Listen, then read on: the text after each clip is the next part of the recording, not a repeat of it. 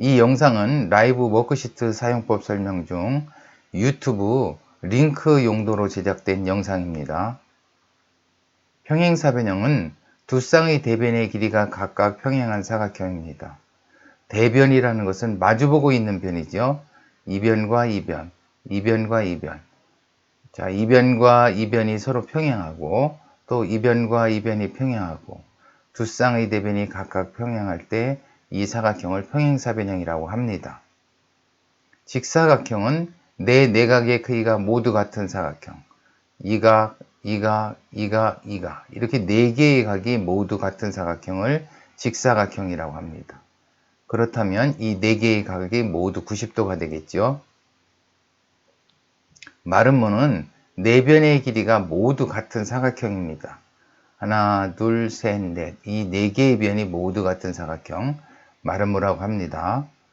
정사각형은 네 변의 길이가 모두 같고 네 내각의 크기가 모두 같은 사각형입니다. 하나, 둘, 셋, 넷. 이렇게 네 변의 길이가 같고 하나, 둘, 셋, 넷. 네 내각의 크기가 같고 이러한 사각형 정사각형이라고 합니다. 두 쌍의 대변이 각각 평행한 사각형을 평행사변형이라고 하는데요.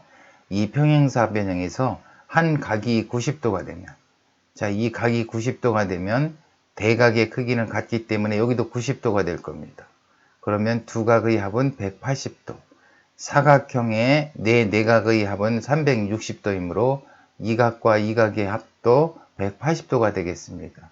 그러면 대각의 크기가 같으므로 각각 90도가 될 겁니다. 그래서 결국 4개의 각이 전부 90도가 됩니다. 4개의 각이 모두 같은 사각형은 직사각형이죠. 자, 그래서 평행사변형에서 한 각이 90도가 되면 직사각형이 됩니다. 자, 평행사변형에서 이웃하는 두 변의 길이가 같다 이렇게 했는데요. 이웃하는 변, 자, 이웃하는 변의 길이가 같다. 그러면 이 변과 이 변의 길이가 같아지겠습니다.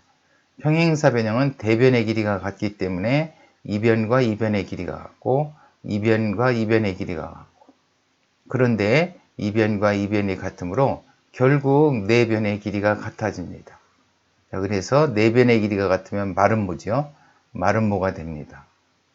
자, 직사각형에서 이웃하는 두 변의 길이가 같다.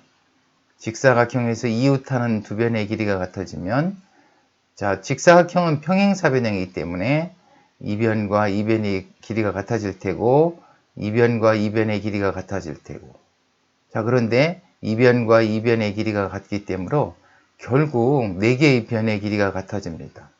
직사각형은 4개의 각의 크기가 같은데 다시 4개의 변의 길이가 같아져서 정사각형이 됩니다.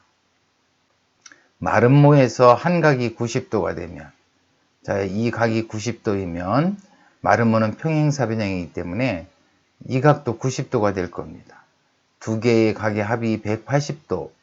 자, 그런데 마름모의 네 내각의 크기의 합은 360도이므로 나머지 이 두 각의 합도 180도가 될 겁니다. 마름모는 평행사변형이기 때문에 대각의 크기가 같으므로 각각 90도씩 될 겁니다.